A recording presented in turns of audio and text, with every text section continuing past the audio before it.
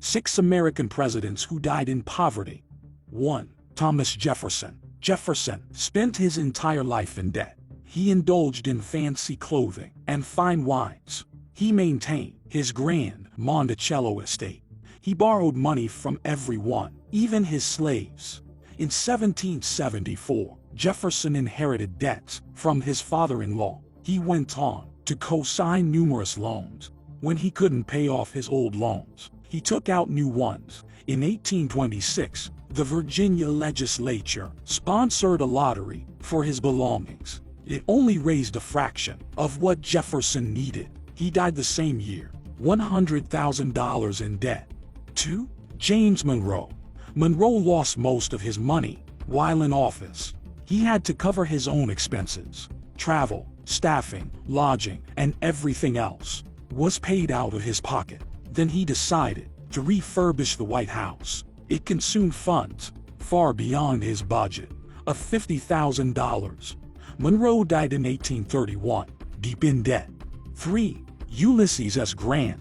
Grant lost nearly every penny to a Ponzi scheme in the 1880s. After losing re-election, he moved to New York. He partnered with his son and Ferdinand Ward. Grant and Ward was initially a success, but Ward had a knack for spending investor money. In 1884, the firm went bankrupt. Grant turned to writing to provide for his family. He also sold his personal belongings to pay the bills. In 1884, he was diagnosed with throat cancer. He started writing his memoir to secure his family's future. He passed away shortly after completing it in 1885. Grant didn't live to see its success, but the book allowed his family to live comfortably. 4. James A. Garfield. Garfield grew up in a log cabin with 4 siblings. He paid his way through college by working as a carpenter and janitor. Then he joined the army to fight in the Civil War.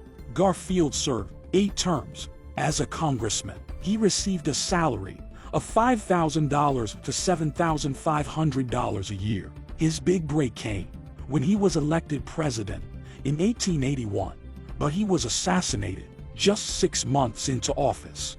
5. Harry Truman. Truman faced a tough streak long before he took office. In 1921, he opened a haberdashery. Things seemed to be going well. Then the Great Depression hit, leaving him in financial ruin. Truman refused to file for bankruptcy. He repaid his debts. In the 1930s, his determination paid off when he took office.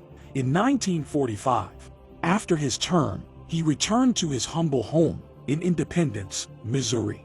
Truman had no significant savings or support. He stretched his $112 a month Army pension. He sold his own letters to make extra money. In 1958, the former President's Act was passed. Truman finally received a presidential pension. 6. James Madison. After leaving office, Madison returned to Montpelier. His plantation in Virginia wasn't far from Jefferson's Monticello.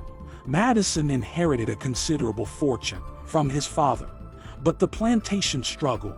After tobacco prices plummeted, his grandson was an avid gambler. Madison had to financially support him. He died in 1836, leaving his wife Dolly $30,000. The sum wasn't enough to keep her going. She sold Montpelier, along with its slaves and furnishings, in the 1840s.